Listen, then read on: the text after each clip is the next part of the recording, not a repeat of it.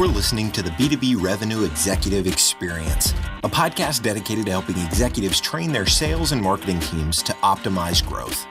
Whether you're looking for techniques and strategies or tools and resources, you've come to the right place. Let's accelerate your growth in 3, 2, 1. Welcome, everyone, to the B2B Revenue Executive Experience. I'm your host, Carlos Noche, and today I want to talk about doing your homework, understand the problems that your company solves. And what I mean about it's so key to engaging your customers, especially the ideal customer profiles that you're seeking, and building a pipeline behind it. And we'll get to that with today's guest. Speaking of which, today we have Suraj Sampath, IT Sales Director at MindSource, a consultancy that provides technical talent and software solutions to hundreds of Silicon Valley companies. Suraj, welcome to the show. Thank you for having me, Carlos. It's great to be here. All right. Our little warm-up question that I ask everyone is, what's something that you're passionate about that those that primarily only know you through work might be surprised to know about you? I love going to concerts. So my favorite way to relax is I try to go to as many concerts as I can in a month. So whether it is hip hop, country, rock, comedy shows, anytime I can go to see a live event or a concert, I'm incredibly happy to do so. That's kind of my escape. That's how I get away from things. Nice. Well, you're out west. You got I think, a lot of options to pick from. That's good. Excellent. Well, tell me a little bit about yourself and your background. What was your journey to date that got you here? Yeah. So it's really interesting. My background in school was actually in public health and biomedical engineering. What I realized was that I was not really a good fit for either. So I went through what you would call a bit of process of elimination in college. I realized I was not a good person for a research lab environment. I was an okay programmer, but it was not something that really appealed to me. I definitely should not handle accounting. And, I went through so many different types of roles. I tried nonprofit work, it felt great, but I just did not think that I was the right fit for it. And finally, I found sales just through, talking with a few of the alumni in my school, having a chance to connect with folks in my fraternity that had graduated, and they had told me about sales, and things just naturally gravitated towards there. And that's where my career really started. You don't have to tell everybody what your age is. How long ago was that? Was it 10, 15? How long? More abouts. I would say my sales career started in 2015 officially. So, wow, it's been 9+ years, almost a decade in sales. I'm very happy to still have some hair here. I would say that my initial journey, I started at a company called Aptitude. They're now known as Conga. It was a pretty incredible experience just because we had the chance to actually go through training boot camps. And so we had about 2 to 3 months of product enablement. We were talking with different people at the company, and we were also getting a chance to build our initial networks, which there are so many people from that group that I still keep in touch with to this day. And then from Aptus, while I was there, I was a BDR, specifically supporting accounts both in the Midwest and Canada, specifically the Toronto area. I thought it was a great exposure in terms of seeing a lot around business process automation, understanding how to interact with different personas, whether it's in legal, whether it's in sales operations, finance, and IT.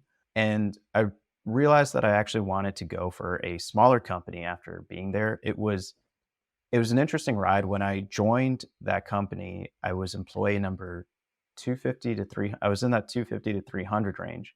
By the time I'd left, there were about 1,300 employees. And yeah, and it was awesome. It was just, what I realized though was that the people that were really that had really grown at the company, I feel like they had joined a bit earlier, and so I wanted to actually do that for myself. So I ended up going to a org called ThoughtSpot. What they do is they sell self-service analytics solutions. They are a Snowflake partner. They're a Redshift partner, GCP partner, and I thought that journey was incredibly interesting for me because it was the first time I got to see the value and application of data in a business sense. And so while I was there, I started again as an SDR, went into more of a strategic support role, and then ended as a commercial AE during my tenure there. After I left ThoughtSpot, I went to DocuSign, which was a very interesting experience just because I joined during the height of the pandemic. And so it was also going through hypergrowth. When I joined ThoughtSpot, I think I was employee number 100. I was in the 100 to 115 range.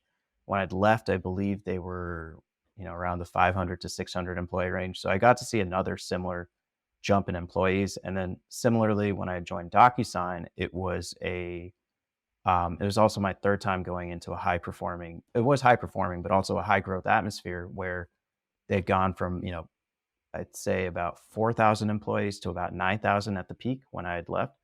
And so also a great experience. I felt that it was my first time seeing things in a more mature sales organization. And I had the chance to have some amazing colleagues. I had a very good manager.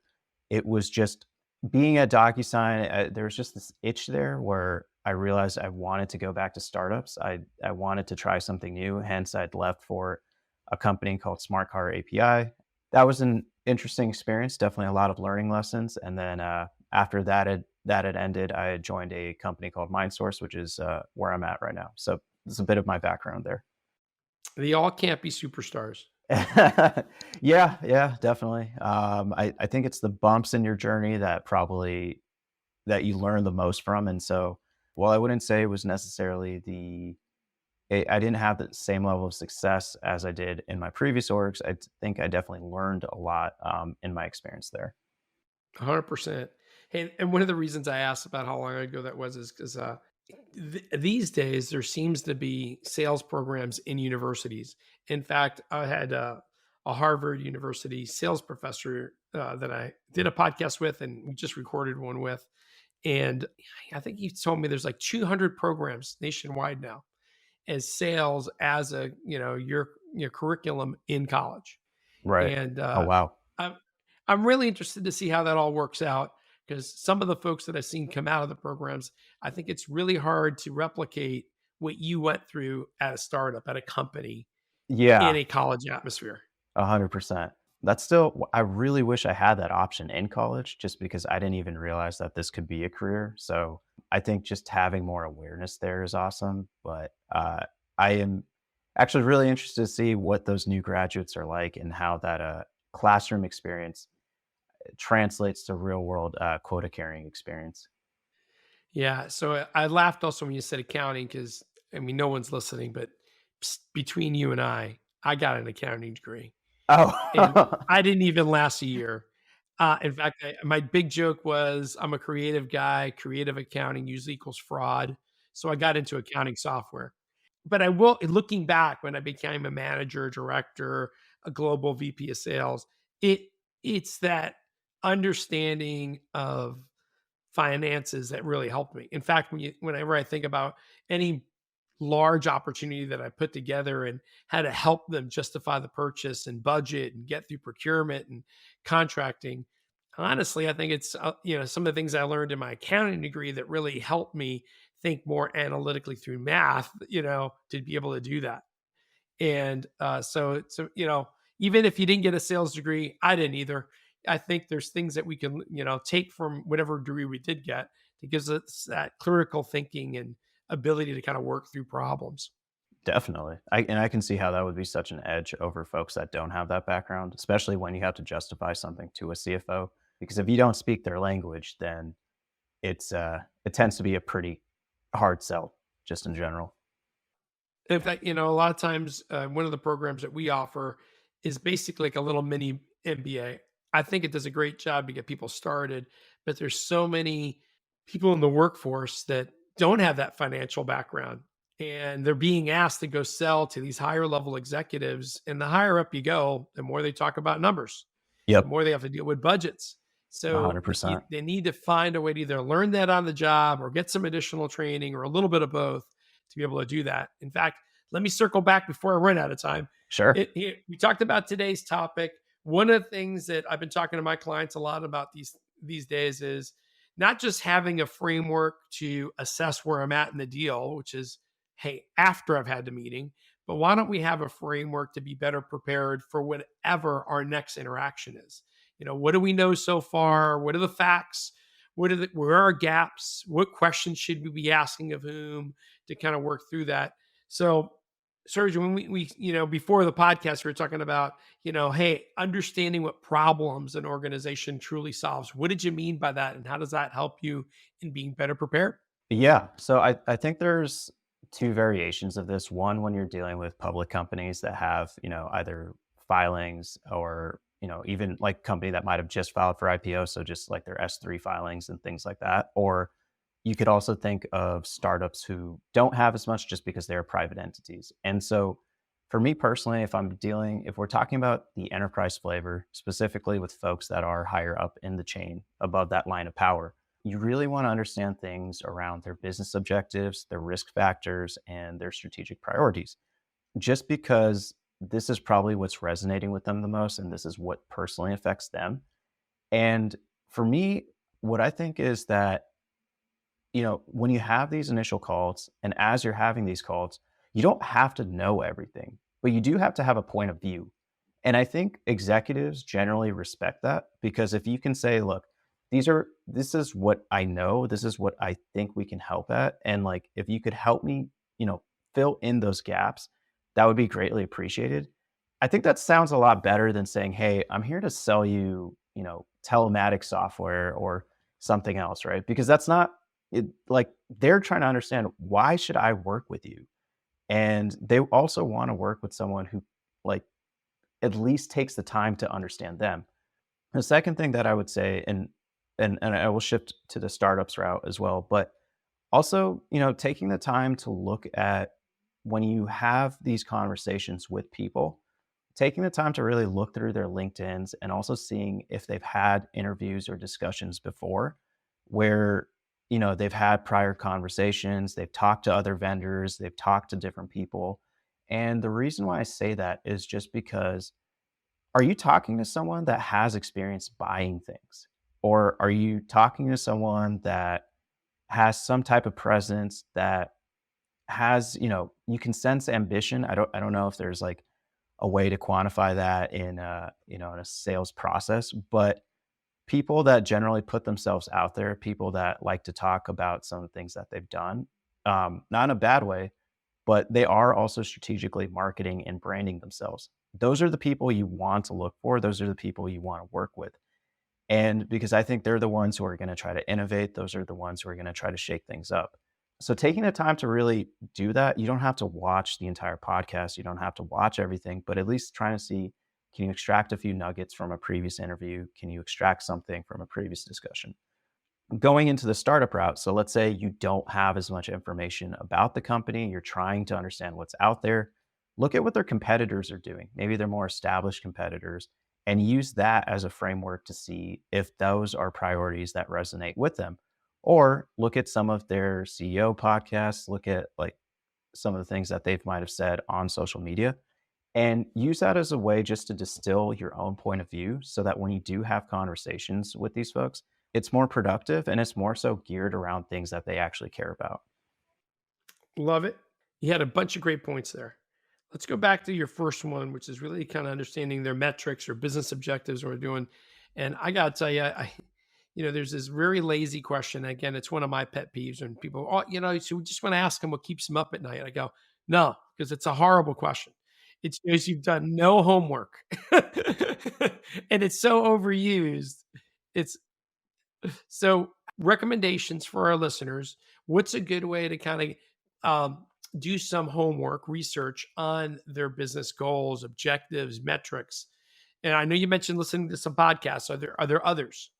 I would also just say going through their LinkedIn's, and also looking. So one thing that I've noticed with executives in particular is that it's very rare. And again, I'm talking about folks that are fairly seasoned. I'm not, not talking about people that are on the up and coming. But what I've noticed is that they tend to follow people that they know or they've worked with or some of their friends. And one thing that's interesting is that if you go to a company and let's say you're talking to an executive, you look at their previous companies, right?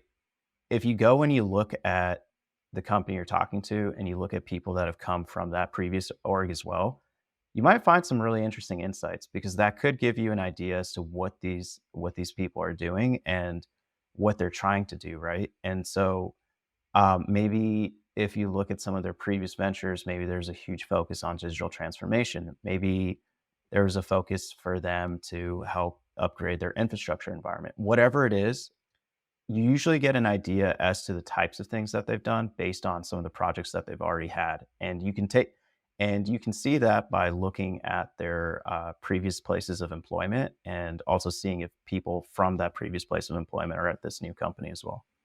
So, how much time do you recommend basically researching the company and the individuals that you're engaging with? It depends on where in the conversation you're at. Honestly, it's just because I'd like to say, sure, spend hours and hours, but that's not feasible, especially for, folks in our types of role. I think if you can walk away with understanding, what does this company care about? How do they make money? What are they worried about? And if you can think about how does this person fit into those roles, I think that's usually a good baseline understanding. And then from there, you can go deeper and build upon it. But at least for that first call, if you can have those 4 areas, I think that would definitely be enough. We talked about that a little bit, and it's a common term people love to talk about. I think some companies, especially startups, really struggle in executing on it. In other words, oh my God, they have a pulse and they have money. Let's go after it. So, Yeah. advice on, hey, I want to make the right bets, right? I want to go sell to customers I can really help solve problems for Right. versus, hey, they're willing to take my call. I think this is maybe me talking to me from a year and a half ago. It's going to sound kind of bad, but just ignore your ego for a bit. Everyone wants to get those top enterprise clients. Everyone wants that. And sometimes what you might realize is that there are actually SMBs or mid-market customers that are much better fits for what you do, and they would also spend a lot more. So the first thing I would say is don't trophy chase. Look at more so where do your solutions fit and why do they fit. And the second thing that I would also say is, and this is something that you can look at if you do have customers, if you look at spend history and spend data, and if you look at contract sizes and all that, is take a look at what those initial contracts were, but then try to see if there's a way to look at what they're re-signing at and their actual usage. I made this really big mistake of going after clients in the financial side or the insurance side in one of my previous roles because they had the best logos. Those were the most appealing. They were sexy. I was just like, I want that. Like, I want one of these. It's like, I just want to focus on that. What I really should have been spending more time on realizing though, was that the actual spend over a matter of years was not that significant. There was a lot of challenges with growth on that part. And from a product market fit standpoint, that's just not where I should have been spending time on. If I was to redo what I did in my previous role, I think the way I would have framed it differently was, hey, let's take a look at all the companies that have purchased in the last few months. And let's take a look at their actual spend analysis and see who's actually increasing their spend over a matter of time. And then based off of that, like there's obviously, and this is not a knock on marketing, but because, I'm really not trying to start more problems there, but there's what the ICP that your company's marketed as solving, and then there's the actual ICP of who's buying and who gets value. And that for me can be quantified very simply in the dollar amount that you have within your internal CRM or your internal point of record, whether it's spreadsheets, whether it's something else. And I think that's what people should be spending more time focusing on and understanding, okay, why is it that the spend here is increasing? And what's really causing that spend to increase, right? I think you really need to spend some time in trying to analyze that and going for that. The other thing that I would say for an ICP from a practical standpoint is just you don't have to know every single ICP in a company. That's exhausting. That's going to take forever. You're just going to be too much of a generalist and all that. And if you have the ability to, based on what you're selling, get really good at maybe 2 or 3 ICPs, really understand what the problems they're facing, really understand their challenges, everything about them, and just go after those people. Like, there's no reason to try to go for everybody who, like, more than likely won't buy. I'd rather say spend 80-90% of your time on the people who would. And I think that was probably one of the biggest mistakes I made, just because I got so excited by things. I had shiny object syndrome. And if I could have redone one of my previous experiences, I think I would have spent more time focusing on who actually buys and who in those companies buys. It feels like a bit like a confessional right now, but that would just be my perspective on an ICP. No, I gotta give you credit because I think it probably took me a lot longer than a year and a half to figure it out. But our best lessons are usually, our missteps, right? Where we look back and go, what could I have done differently? When I talk to organizations and I talk to, for example, sales and marketing side of it, I go, hey, look, when I talk to marketing folks, I go, look, I'm not teaching you how to do marketing. Obviously, I don't know anything about it, but I can tell you what the sales guys are doing. And if you really want to speak their language, here's how I kind of break it down to whatever the new product or services that we got it coming out, who buys it? So what is the, title and industry, who should I be talking to? Yep. Do I need to talk to someone in IT or should I be talking to someone in security? Do I need to talk to someone in HR? Do I need to talk to someone in marketing? Who is, give me a title. And sometimes industry also helps because it helps fine tune what I'm going after because it leads to your point, which is the second one. Hey, what are the types of business metrics or business tricks that individual, that title and industry really care about? There's a Right. million problems that they have today. They're not spending money on all of them. But if it Right. impacts their key business objectives, you have more urgency and likelihood that they'll act, right? A So kind hundred of going percent. back to your point. A hundred And then percent. I got to go two more buckets. I go, great. I know we solve 1,000 different problems, but I'm not smart enough to remember 10 of them. So can you give me the 3 or 4 key differentiated problems that we can help address for this type of persona? And so now I know if I find this person in this business situation where 1 or 2 of these types of problems, I got the beginnings of a great opportunity. The I would say last so. one that I asked for, and I love your opinion on is, hey, and I literally say it that way. I'm not the first idiot selling this, am I? For other customers that bought it and actually loved it and are big advocates for us, don't just tell me what problem we solved. What were the outcomes? Because those are the stories that I could use with new people in the pipeline to create interest. Hey, we've helped solve this for other folks. In fact, for this one financial services company, here's some of the results they experienced. What are your Yep. thoughts about that last little twist about trying to really understand their outcomes as well?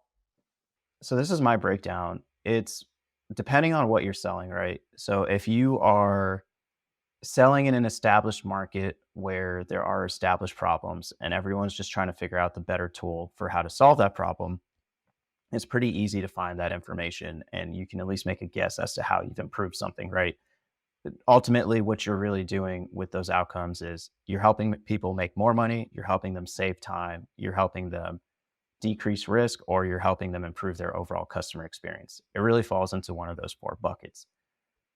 But when you think about it, the where it gets interesting, especially for people who are evaluating companies to sell for, is you have to understand, does that problem really exist? And is it really a problem that can help? Is it really a problem that people will spend money or shell money out for, right? And you said something funny that made me chuckle where it was saying, hey, am I the first person to try and sell this, right? In this market. And unfortunately, what I realized was I was in a lot of cases. And I think what happens there is even though the problem might exist, people aren't really yet ready to buy and people aren't really at that point where they can go and buy, right? They're just not comfortable with it and it's going to take them time. And so when you are looking at companies to evaluate, hey, like the problems you're solving for, I think one thing that should also be taken into consideration is who else is really trying to go and solve that problem and are they doing it successfully?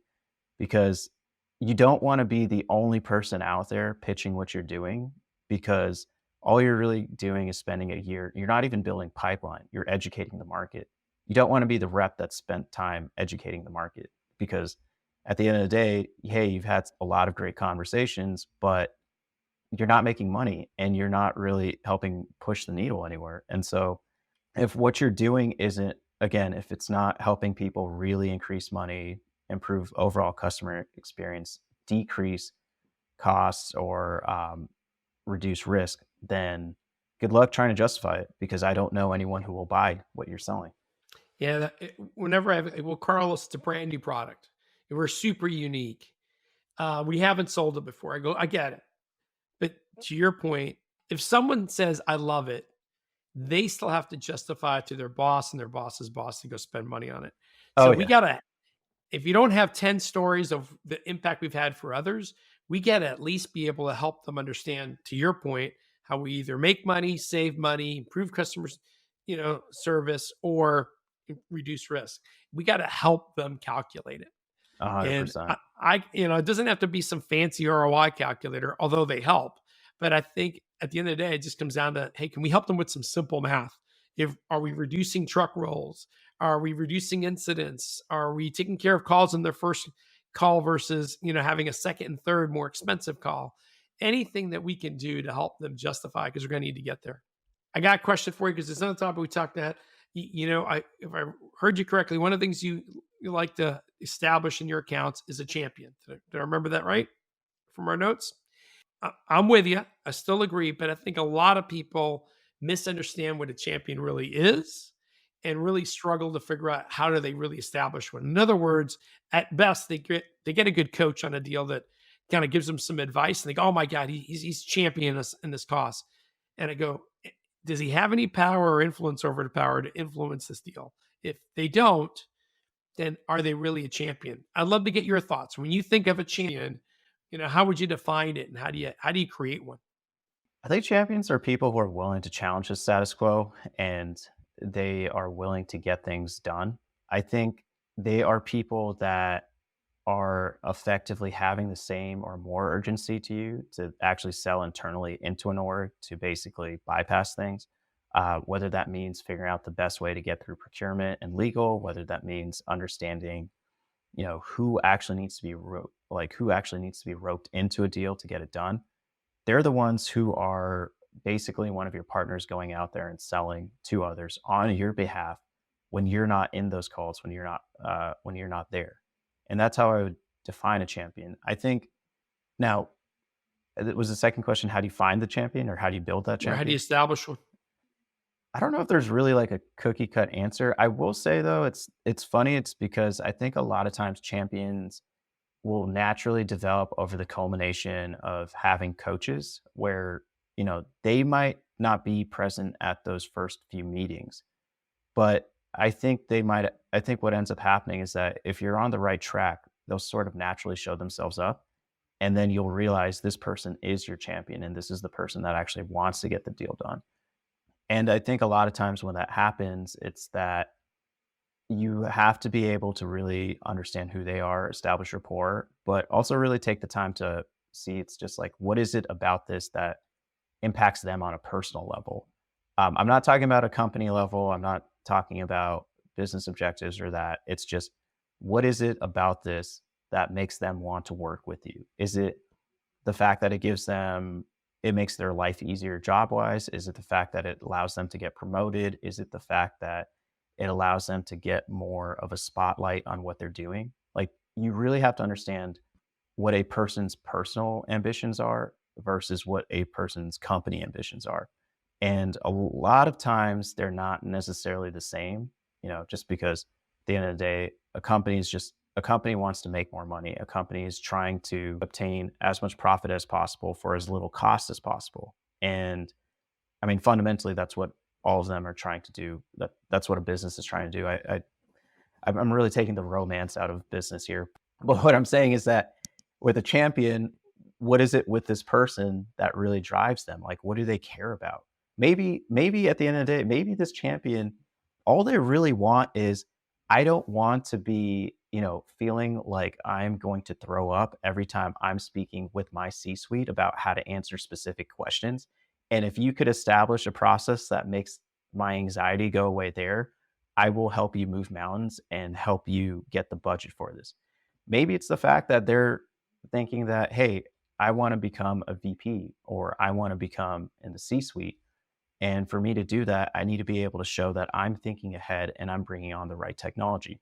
whatever it is about that person, try to understand what really motivates them and understand how to make them look good. Like, figure out what you can do to make them feel better, what you can do to make them look better in terms of the overall deal cycles. Does that mean invite them out to a company event? Does that mean, bring them on to a podcast and really showcase what they're doing? Whatever it is, make them feel like when they're talking to you, they're not just getting value as a professional, but also as a person. And I think that's really how you help build it. And I think that's really what makes that long lasting relationship, to show that you really do care about this and you are investing time into it. Surge, I think you're right on the money. We call it personal value, but it's exactly what you said, right? Having an interest on not only what the business outcomes are for the organization, but what are the outcomes for this individual? Because they're not always obvious or aligned either. And it takes time. You need to put time to be personally invested in trying to understand them as an individual. 100%. And I think the sales reps that do that great, their customers become their friends and become raving fans. The Oh, people yeah. that just look at it as a transaction, then they don't go that extra effort. They don't develop it.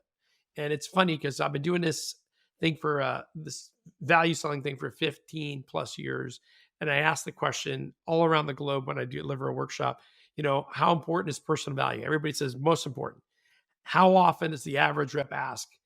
Again, I'm not Gartner, so I'm not selling you my stats, but normally I average somewhere between like 10, maybe 15% of the time, because people just don't put in the effort to go do it. So 100%. I'm with you.